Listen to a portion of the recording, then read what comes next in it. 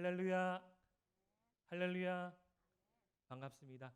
특별 새벽 기도를 마치고 또 이렇게 말씀과 기도와 은혜를 사모하여서 이 자리에 나오신 우리 모든 대동의 성도님들에게 말씀의 은혜, 기도의 은혜, 축복의 은혜가 가득하시기를 주님 이름으로 축복합니다.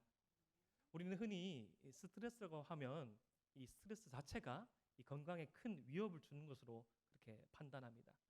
저도 대동교회에서 참 와서 감사한 것은 이 코로나 기간이 되어서 마스크를 쓴 이후부터는 감기를 거의 하지 않습니다. 우리 사랑하는 권사님, 집사님, 장로님도 많이 그러시죠. 손발 잘 씻고 마스크를 끼다 보니까 감기를 안 하는데, 이전에 이 코로나가 오기 전에 가끔씩 감기를 할 때가 있고 몸살을 할 때가 있어서 병원에 가면 꼭 의사 선생님께서 그렇게 말씀하십니다. 스트레스 많이 받지 마시고, 그 다음이 좀 저에게 전혀 공감되지 않았습니다. 술, 담배 하지 마시고 잠 많이 주무십시오. 3번 가서 말씀드리죠. 목사입니다. 이게 스트레스를 받지 말라. 만병의 근원이다. 그런데 이 스트레스에 관한 흥미로운 조사 결과를 보게 되었습니다. 미국 성인 3만 명을 대상으로 8년 동안 어떤 조사를 하였다고 합니다. 스트레스를 해롭다고 믿는 그 믿음을 가진 사람과 스트레스가 해롭지 않다고 믿는 사람들의 건강을 측정해 보았더니, 스트레스가 건강에 절대적으로 해롭다고 믿는 사람들이 이 사망률이 43%나 더 높았다는 것입니다. 어쩌면 우리가 살아가면서 받을 수 있는 스트레스는 당연한 것인데, 그러한 스트레스를 절대적으로 생각하는 것, 내가 살아가고 있는 상황과 환경 가운데 이 얽매여서 갇혀서 그것을 극복하지 못하고 새로운 시각으로 바라보지 못하는 그 자세가 건강에 더 큰 위협을 가져다 준다는 것입니다. 주님의 몸된 교회가 이 땅 위에 세워지고 주님의 몸된 교회의 성도들이 이 땅 가운데 신앙생활을 할 때, 우리는 항상 이러한 스트레스, 이러한 교회를 향한 성도로서 이 세상을 살아갈 때의 그런 압박, 환난, 고난을 당하기 마련입니다.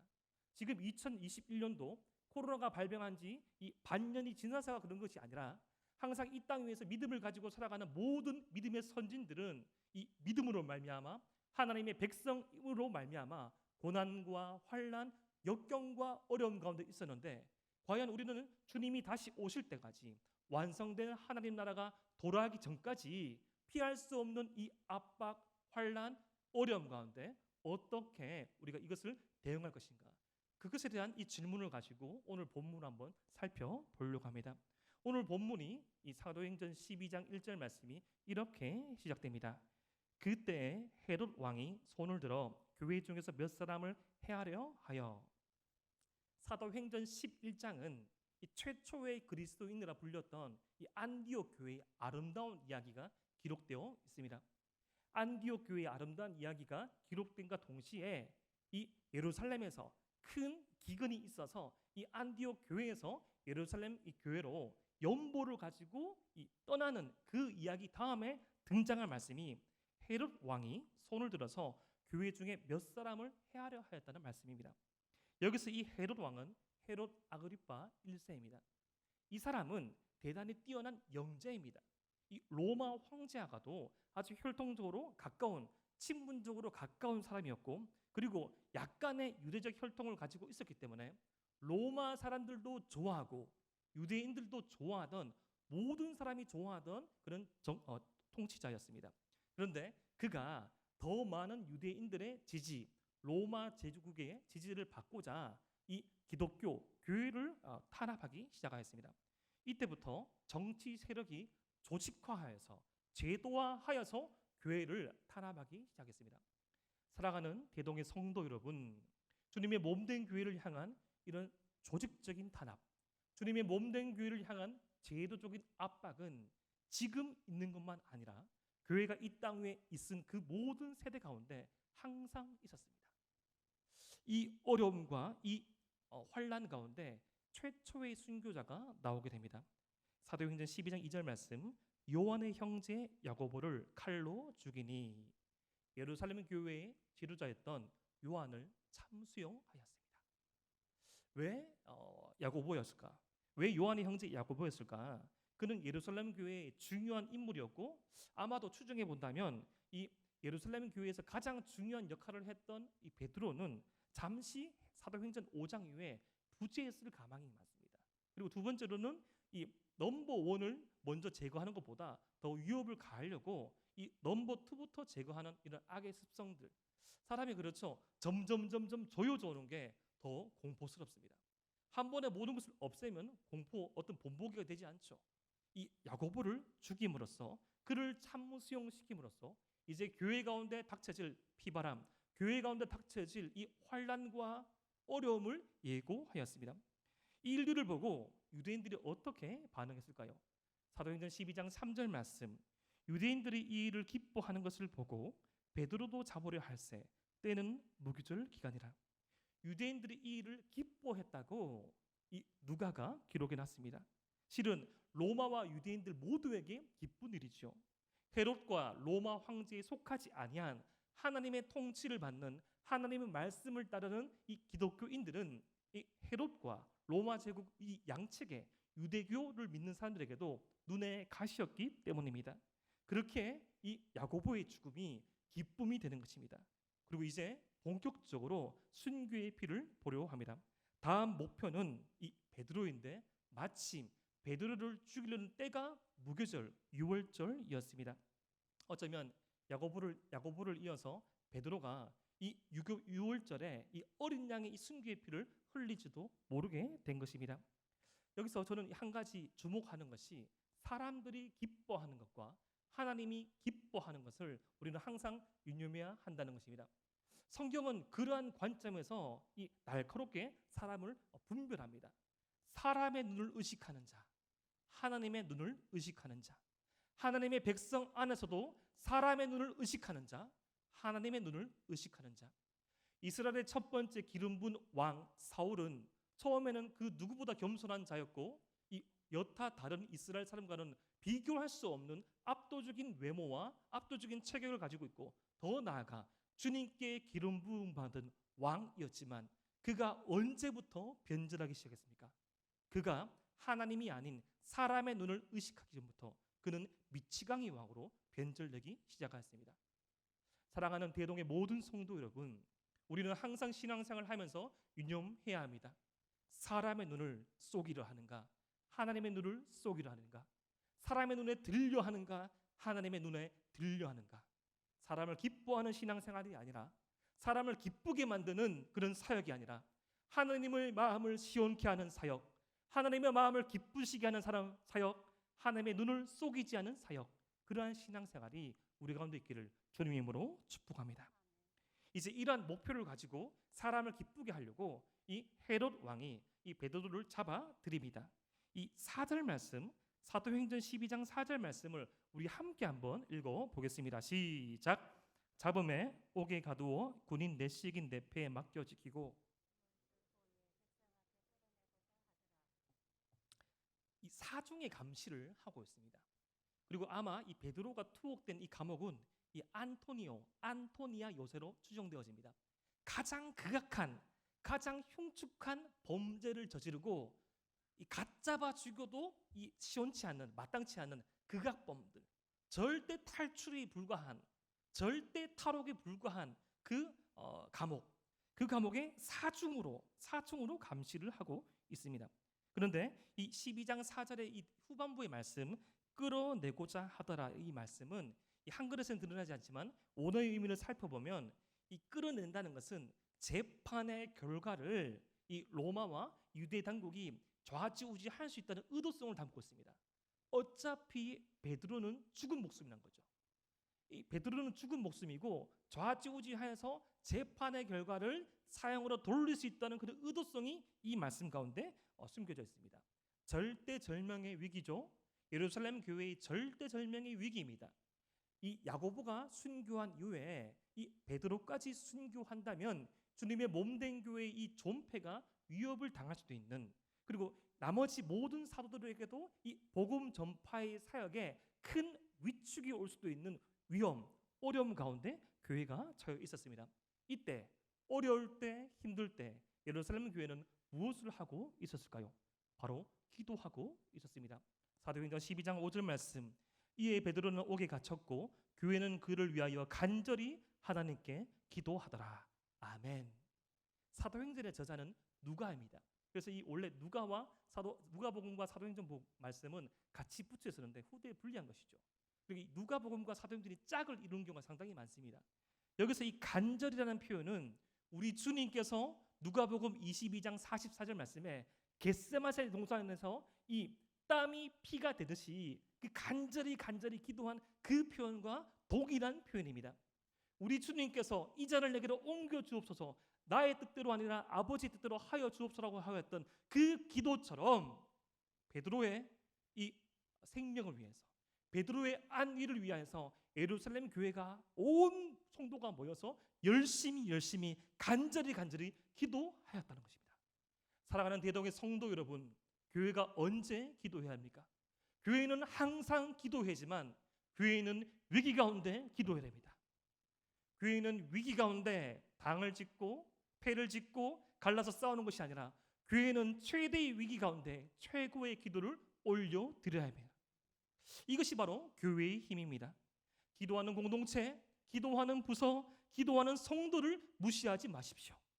성도가 가장 비참한 것은, 성도가 가장 힘든 것은 자신을 위해 기도를 줄 수 있는 공동체가 없는 것입니다. 왜 지금 이 코로나 시기에 우리가 이 불가피한 상황에서 온라인으로 예배를 드릴 수 있지만 그래도 공동체 안에 들어와서 함께 신앙생활을 해야 되는 가장 큰 이유가 무엇입니까?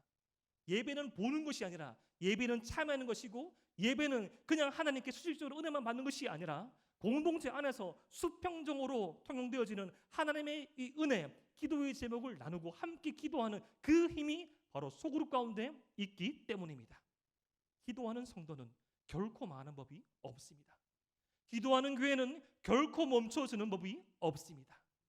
기도하셔야 됩니다. 아니, 주님 앞에서 사람의 눈에 든 기도가 아니라 하나님의 눈을, 하나님의 마음을 시원케 하는 그 기도를 멈추지 않는 성도님 되시기를 주님으로 축복합니다. 그런데 여기서 이 기도의 이 줄기에서 한 가지 좀 벗겨나서 이 사단의 이 교회를 공격하는 이 전략을 한번 살펴보기 원합니다. 오늘 말씀에서 드러난 이 사단의 교회를 향한 이 핍박의 전략 중 하나는 바로 이 머리를 치는 것입니다. 야고보를 공격하였듯이 베드로를 치는 것입니다. 이 분열시키는 영인 사단은 각 개인마다 파고들기도 있지만 이 악한 영들은 교회의 지도자들을 공격하고 교회의 탑 리더십을 무너뜨리는 것을 아주 중요합니다. 저는 잘 치지는 못하지만 이 볼링에 이러한 그 길이 있습니다. 볼링에 이 보면 삼각점으로 딱 세워놓은 이 볼링 핀 가운데 헤드 핀이라는 게 있습니다. 요 핀을 딱 넘어뜨리면 웬만하면 10개 중에 8개는 넘어갑니다.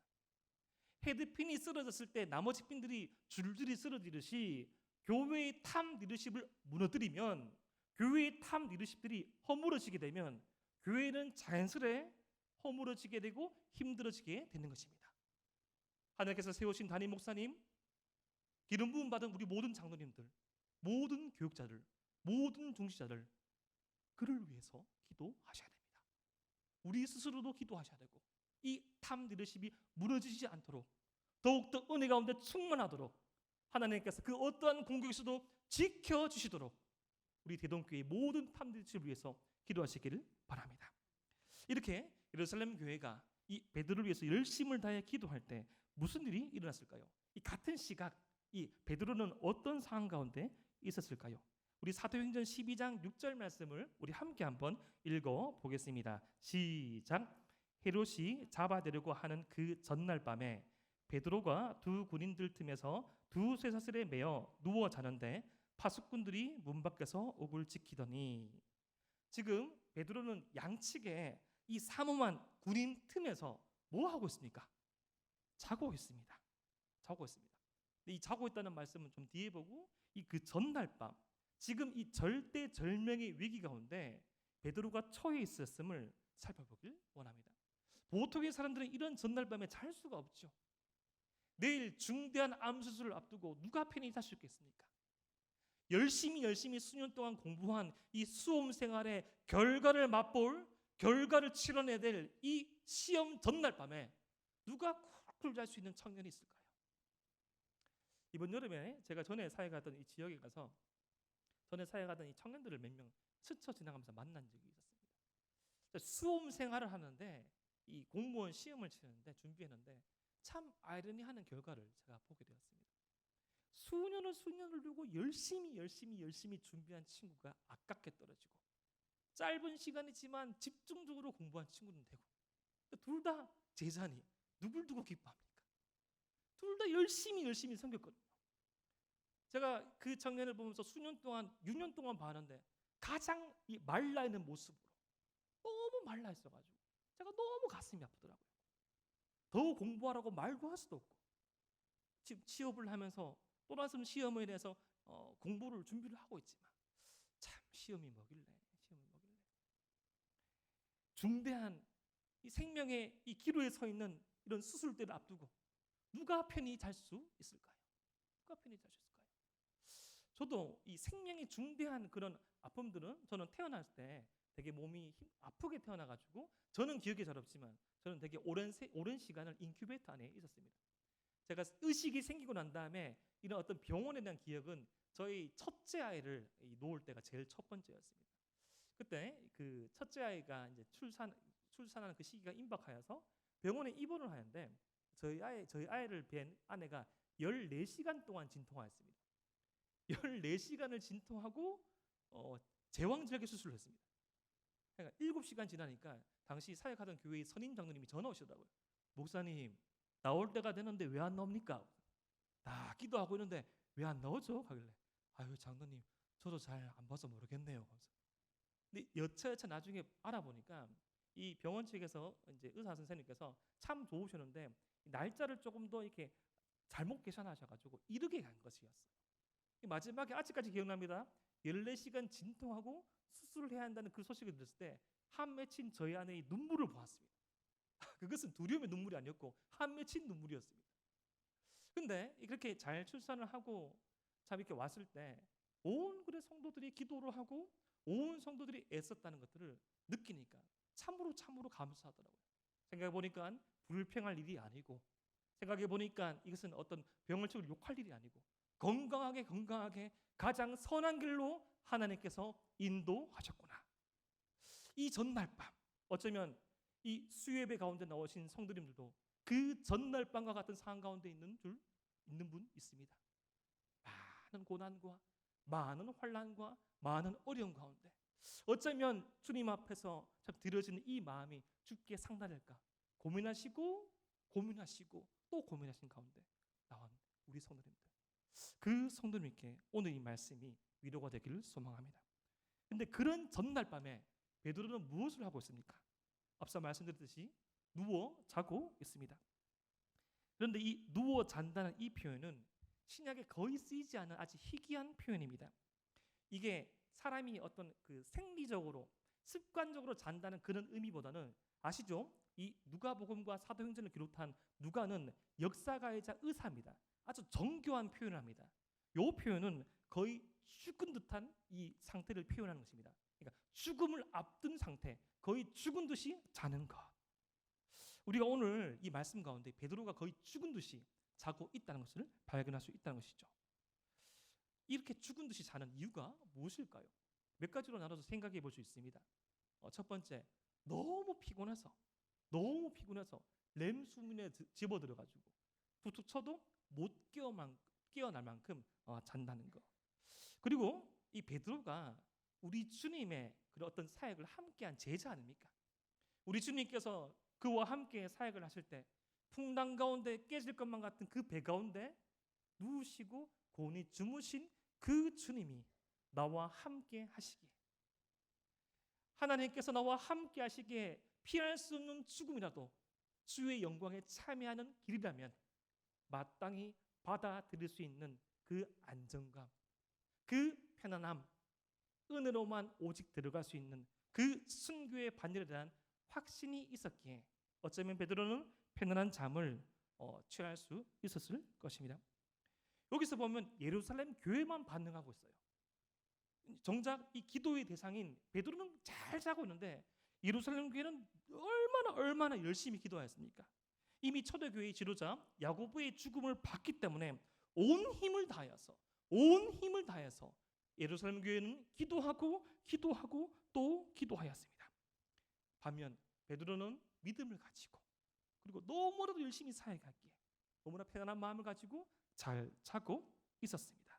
그의 생명을 주님께 맡겨드린 후에 잠을 자고 있는 베드로에게 어떤 일이 일어납니까? 우리 사도행전 12장 7절 말씀을 함께 한번 읽어볼까요? 시작. 호련히 주의 사자가 나타나매 옥중의 광채가 빛나며 또 베드로의 옆구리를 쳐 깨워 이르되 급히 일어나라 하니 쇠사슬이 그 손에서 벗어지더라. 아멘. 우리말 성경 이 호련히로 번역된 이 말은 보라라는 말로 바꾸면 더 좋습니다. 이 누가복음 사도행전에서 약 한 30 몇 번 나오는 표현인데 보라라는 표현은 하나님께서 하신 이 역사에 집중하라는 관용 어구입니다. 보라, 집중하라. 주님의 사자가 나타나사 옥중에 광채가 빛나게 되었다. 이 베드로의 옆구리를 쳐서 깨워서 급히 일어나라고 하였다. 쇠사슬이 어떤 벼슬을 쓰지 않았는데 풀어졌다. 보라.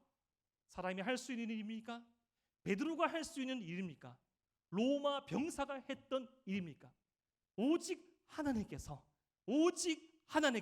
하신 그 역사를 보라고 지금 누가는 우리에게 말하고 있는 것입니다. 사랑하는 대동의 성도 여러분, 어떤 위기와 환난과 어려움에 처했을 때라도 기도하는 성도에게 막힌 길은 없습니다. 동서남북이 막혔으면 하늘길을 내시고 모든 것이 에워싸여 있더라도 그 적들의 입을 막으시며 그 적들의 손을 못 쓰게 하시는 그 주님이 우리와 함께 하십니다. 이 정신이 없는 베드로를 깨워서 8절 말씀 보면 이 띠를 신기고 신을 신으라고 합니다. 거의 비몽사몽입니다. 거의 비몽사몽. 띠를 신고 띠를 두르고 신을 신고 겉옷을 두르라. 이 말씀은 이 출애굽기 11장의 유월절 탈출을 연관시키는 말씀입니다. 이 유월절 되던 밤 죽음의 천사가 애굽 전역을 뒤덮으며 이 살인을 처음 난 것들의 생명을 취하고 있을 때 오직 어린 양의 피가 발려져 있는 그 집은 넘어가고 속히 이 출애굽을 준비하였던 띠를 띠고 신을 신고 겉옷을 입었듯이 또 다른 이 복음의 유월절, 또 다른 복음의 출애굽을 준비할 이 베드로에게 명하고 있는 것이죠. 사망의 현장에서 생명의 현장으로 우리 주님께서 그를 인도하고 계신 것입니다. 그런데 아직까지 9절 말씀 보면 베드로는 이게 꿈인가 생시인가 환상을 보는가 합니다. 이것은 가능한 게 이 베드로가 사역하던 당시는 이 성경이 기록된 당시 하나님께서 직접 환상을 통해서 말씀하던 시대였기 때문에 그는 너무나 편안한 마음을 가지고 이것이 천국인가 이것이 환상인가라고 착각할 수 있다는 것입니다. 이제 10절에 베드로가 정신을 차립니다. 우리 사도행전 12장 10절 말씀을 함께 한번 읽어보겠습니다. 시작. 이에 첫째와 둘째 파수를 지나 시내로 통한 세문에 이르니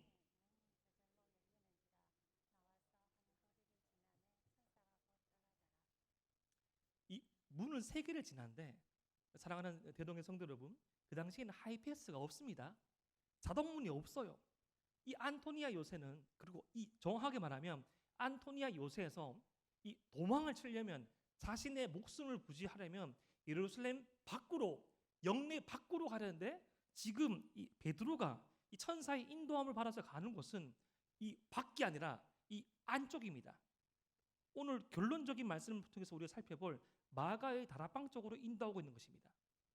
생존을 위한 탈출을 위한 그런 탈옥이 아니라 사명을 위한 탈옥을 하나님께서 허락하신 것이죠. 아주 삼엄하기로 유명한 이 안토니오 요새의 삼중문을 마치 하이패스처럼 통과하고 있습니다. 목숨 하나 부지하려고 하나님께서 성도의 기도를 사용하지 않는다는 것입니다. 생존의 급급한 기도 가운데 주님께서 가치를 부여하지 않는다는 것입니다. 때로는 믿음이 연약하고 유약할 때 일용할 양식을 위해서 기도하고 나의 작은 소원과 간구를 기도할 때도 있지만 기도의 그릇이 넓어지고 높아지고 깊어지면 사명을 위해서 기도해야 되죠. 나를 위해서 기도하다가 가족을 위해서 기도하다가 성도를 위해서 기도하다가 민족을 위해서 기도하다가 열방을 위해서 기도해야 합니다. 나를 위한 기도를 하다가 나를 넘어선 공동체를 향한 기도, 사명을 향한 기도, 그 기도가 더 가치 있다라는 것입니다. 11절 말씀 보니까 이제야 베드로가 정신이 확실히 차립니다. 내가 이제야 참으로 주께서 그의 천사를 보내어 나를 헤롯의 손과 유다 백성의 모든 기대에서 벗어나게 하신 줄을 알겠노라 하여. 약 2km를 나와야지 삼중물을 통과하는 것입니다. 그만큼 베드로는 피곤했고 그만큼 베드로는 편안했던 것입니다.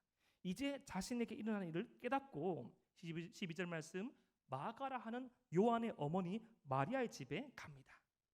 가보니까 여러 사람이 거기에 모여 기도하고 있더라고 표현되어 있습니다. 여기서 이 한글에 여러 사람이라 표현되어 있지만 원어적인 표현은 많은 사람들입니다. 마가의 집에 모일 수 있는 최대한의 인원이 다 모인 것입니다. 예루살렘 교회에 등록된 모든 성도가 다 모여서 기도하고 있더라는 것이죠. 사랑하는 대동의 성도 여러분, 베드로에게 일어날 일을 모르고 이 예루살렘 교회는 기도하고 있었지만 우리 주님께서 베드로에게 사명을 주시며 음부의 권세가 이기지 못하리라고 말씀하신 그 기도의 제목이, 그 말씀이 성취되고 있는 것입니다. 제 아무리 삼엄한 요새들, 제 아무리 삼엄한 경비가 있는들, 제 아무리 교회를 해하라 한 듯 음부의 권세가 절대로 교회를 이기지 못합니다. 아멘. 이렇게 하나님께서 도우셔서 이 탈출을 한, 나오게 된 이 베드로, 이제 그 교회 안으로 쉽게 들어갈 수 있을까요? 13절 말씀 보니까 이 베드로가 문을 두드리고 있는데 이 로데라는 요정이 문을 지키고 있었습니다. 그런데 잘 포시 보니까 이미 같이 예배드리는 경험이 있기 때문에 베드로인 줄 알고 너무 기뻐가지고 문을 열어주려는데 문을 열어주지 않고 안에서 열심히 기도하고 있는 사람들에게 베드로가 왔어요, 베드로 사도가 왔어요라고 전파하는 것입니다. 그런데 그렇게 말하니까 어떻게 반응합니까? 사도행전 12장 15절 말씀, 그들이 말하되 내가 미쳤다 하나 여자아이는 힘써 말하되 참말이라 하니 그들이 말하되 그러면 그의 천사라 하더라. 미쳤다고 합니다. 지금 베드로를 살려달라고 기도하고 있는데 베드로가 살아서 왔다고 하니까 미쳤다고 합니다. 이게 우리의 연약함 아닐까요?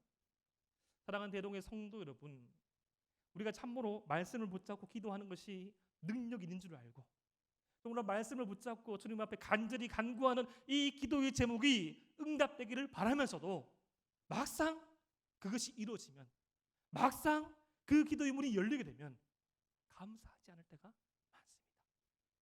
마치 내가 한 것처럼, 마치 내가 준비된 것처럼, 마치 내가 잘나서인 것처럼 기도를 하고서도 믿지 않는 경우가 상당히 많습니다.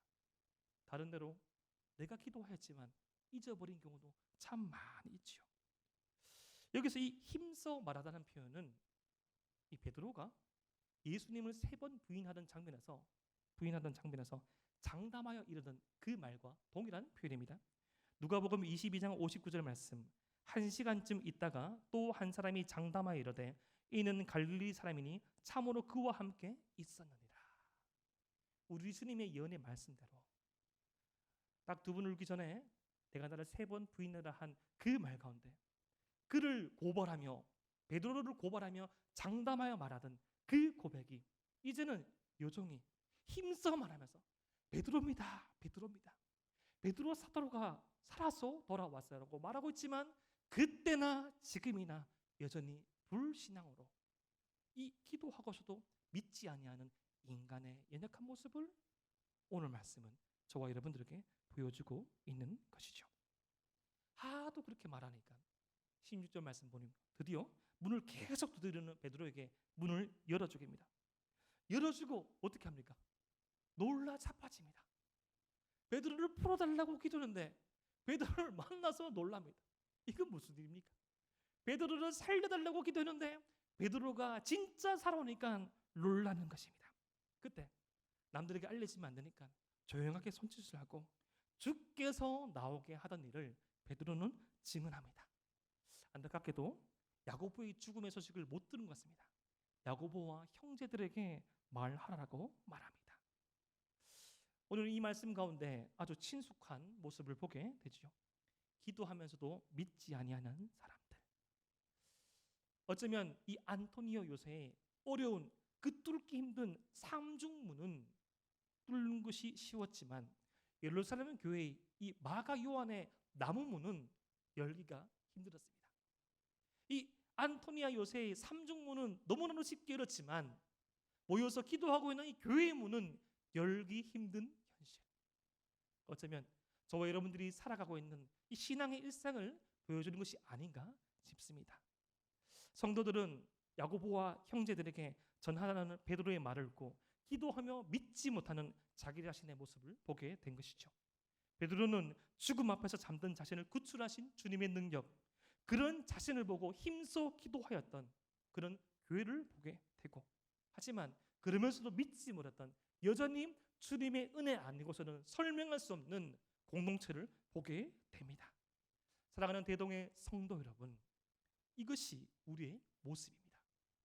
우리의 기도는 불완전하고 우리의 믿음은 불완전하지만 이 작은 신음소리에도 주께서 응답하신다는 것, 이것을 믿고 아버지 하나님의 주권을 믿고 그 앞에 기도하는 것, 그 기도의 힘이 실로 크다는 것입니다. 때로는 우리가 기도하면서도 잊어버릴 때가 있어요. 정말로 이것이 이루어져달라고 정말로 간절히 기도하고 또 기도하지만 이루어질까라고 생각할 때가 있습니다. 하지만 하나님께 응답받지 못한 기도의 제목은 없습니다. 하나님의 방법으로, 하나님의 능력으로 모든 기도 제목을 응답하시죠. 그렇게 이 교회를 없애버리려 달려들었던, 그렇게 로마 제국과 사람들에게 큰 인기를 얻던 헤롯은 어떻게 되었을까요? 그는 너무나 자만한 나머지 사도행전 12장 23절 말씀 보니까 헤롯이 영광을 하나님께로 돌리지 아니하므로 주의 사자가 곧치니 벌레에게 먹혀 죽으니라. 사람들의 눈에 칭송받고 교회를 없애버리려고 달려들었던 그는 벌레를 먹어 죽게 됩니다. 교회는 어떻게 됩니까? 사도행전 12장 24절 말씀을 우리 함께 한번 읽어보겠습니다. 시작. 하나님의 말씀은 흥왕하여 더하더라. 아멘. 계속될 것 같았고 계속 이길 것만 같았던 헤롯과 그의 왕국은 지금 온데간데 없지만 당장이라도 없어질 것만 같았던 그 예루살렘 교회는 온 열방 가운데 흩어져서 지금도 우리가 주의 이름으로 함께 모여 예배드리고 있습니다. 기도하면서도 온전히 믿지 못한 기도까지도 응답하시는 하나님, 주님의 주권과 주님의 능력과 주님의 사랑 안에 이루어가시는 그 주님, 그 주님이 있기에 우리가 기도할 수 있는 것입니다. 오늘 말씀을 붙잡고 우리 함께 우리 기도 생활, 신앙 생활을 돌아보길 원합니다. 오 아버지 하나님, 나의 믿음에 연약한 것을 아시오니, 나의 필요를 아시오니, 나의 믿음을 그렇게 주님께서 아시오니 이 그릇이 차고 넘치는 은혜를 허락하여 주시옵소서. 기도하면서도 믿지 못하고 기도하면서도 다 기억하지도 못하는 나의 연약한 기도에까지도 응답하시는 주님의 이름을 찬양드립니다. 우리의 기도 가운데 역사하시는 그 주님 앞에 정말로 위기의 때가 기도할 때이며 우리가 기도할 때 주님께서 역사하신다는 이 말씀 붙잡고 주님 앞으로 나아가는 모든 대도령의 성도님 되시기를 주님의 이름으로 축복합니다.